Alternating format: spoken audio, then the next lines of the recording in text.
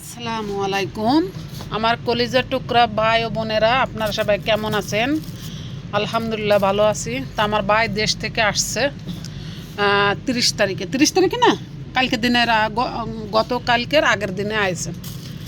এখানে দেখেন সব বিলে মাছ, কোনো মানে চাষ করা মাছ না, চাষের কোনো মুরগি না, চাষের কোনো রাজহাঁস না, সব নিজেদের তৈরি করা বিলে মাছ টাছ, বাড়ির মুরগি, বাড়ির রাজহাঁস, চীনার হাঁস, তারপরে কুরবানির মাংস, গরু, তারপর গরু বুড়ি, তারপরে হচ্ছে কচুর ডাইগো, তাই না, কচুর ডাইগো, সব একবার সুন্দর করে এই যে পেপার, প্রত্যেকটা পলিথিনের ভিতরে পেপার দিয়ে মুড়ে নিয়েছে যাতে মানে আইসটা যাতে না গলে যায় বিমানের ভিতরে, একবার আনাম অবস্থায় নিয়ে আসছে। তারপরে এই যে আমার মা, আমার বোন, আমার ভাইয়ের বউ, এই যে মানে আমার কোনো যাতে কষ্ট যাতে না করতে হয় সব গোছ গাছ করে দিয়েছে, লতিটা পর্যন্ত এই যে কমপ্লিট করে বিয়েছে, তারপর সুন্দর করে দিছে।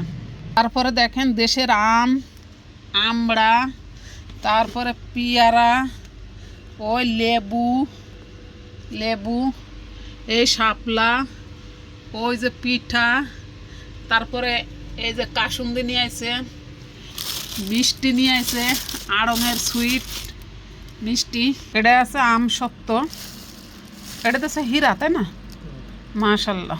এখানে দেখেন দেশি মোরগ, পালা মোরগ ভিজাই রাখছি, এটাও দেশ থেকে নিয়ে আসছে। তারপরে এই যে গরুর বুড়ি, এটা হচ্ছে কুরবানির, এটাও পাঠাইছে। দেখেন আমার ভাইয়ের ওয়াইফ কত সুন্দর করে একবার বেছে সুন্দর করে পরিপাটি করে তারপরে দিছে, খালি আমি রান্না করলে হয়ে যায়। সব কিছু গোছ গাছ করে দিছে আমার ভাইয়ের বউ, আমার মা, আমার বোন, ফ্যামিলিতে যারা ছিল সবাই সুন্দর মতন পাঠাইছে। ও চীনা সব পাঠাইছে, তাই না, সব কুটিয়ে কাটে সুন্দর করে রাজহাঁসের গোশ, চীনার গোশ, মুরগির গোশ, তারপরে হাঁসের গোশ, পাতি হাঁসের গোশ, তারপর আছে গরুর মাংস, সব কিছু সুন্দরভাবে পাঠাইছে।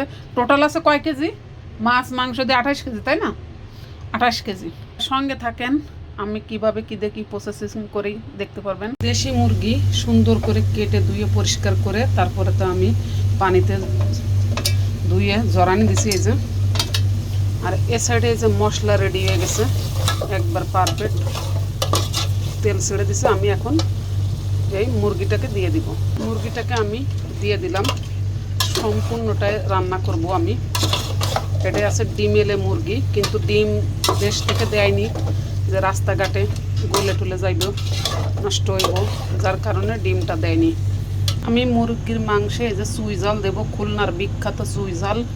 এই চুই জাল না দিলে মাংস রান্না করে না খুলনায়, তাই এই যে আমি চুই জালটা সুন্দর করে পরিষ্কার করে ধুয়ে তারপর নিচে এখন সুন্দর করে লম্বা লম্বা করে স্লাইস করব।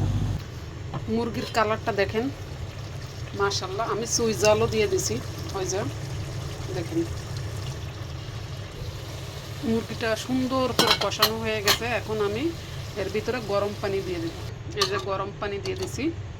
এখন আমি ঢাকনা দিয়ে ডেকে দিব।